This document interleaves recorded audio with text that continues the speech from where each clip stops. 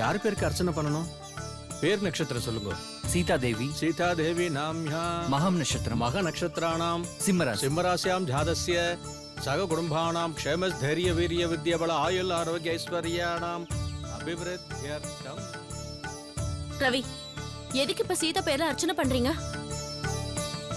இன்னைக்கு அன்னிக்கு கோர்ட்ல தீர்ப்பு சொல்றாங்க. தீர்ப்பு அன்னிக்கு சாதகமா இருக்கணும். அன்னி விடுதலை ஆகணும்னு தான் இந்த அர்ச்சனையே பண்றேன். நீயும் சீதா நீ விடுதலை ஆகணும்னு வேண்டிக்கோ. ரவி, இப்படின்னு தெரிஞ்சிருந்தா நான் கோவிலுக்கே வந்திருக்க மாட்டேன். அவ எக்கேடு கெட்டு போனா உங்களுக்கு என்ன? எதுக்கு இந்த வேண்டாத வேலையெல்லாம் செய்றீங்க? அவ ஒரு நன்றி கெட்டவ. அவ இனிமே நம்ம வீட்டுக்கு வேணாம் தானே கட் பண்ணி விட்டுருக்காங்க.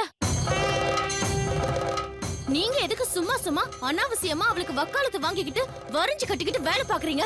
பிரியா, கொஞ்சம் வாய் மூடுறியா? கோயிலுக்கு வந்து இப்படிலாம் பேசக்கூடாது. சீதா நீ எவ்வளவு நல்லது செஞ்சிருக்காங்கன்னு கொஞ்சமாவது யோசிச்சு பாரு.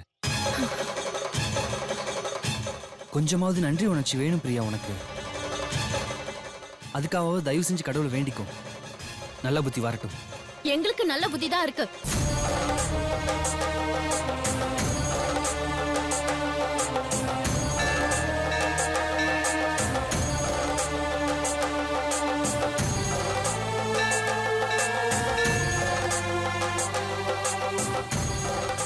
கடவுளே, இனிமேலாவது நம்ம பொண்டாட்டி புள்ளைங்கன்னு அக்கறையோட பாக்குற அறிவை என் புருஷனுக்கு கொடு.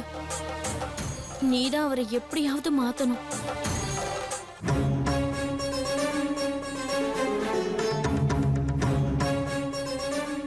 கடவுளே, எங்க அண்ணி இந்த கொலை குற்றத்துல இருந்து விடுதலையாகி வெளியே வரணும். இன்னைக்கு கோர்ட்ல அவங்க நிரபராதின் தீர்ப்பு வரணும்.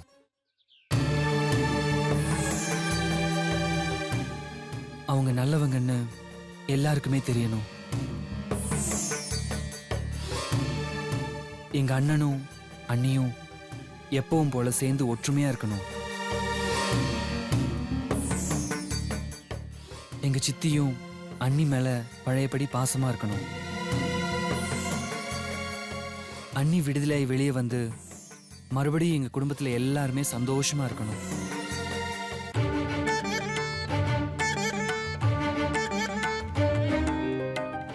வீட்டுல வில்லி மாதிரி வந்திருக்கிற வனிதாவை நீதான் எப்படியாவது விரட்டி அடிக்கணும். அவ்வளவுதான்மா, இதான் நீ எங்களுக்கு செய்ய வேண்டியது.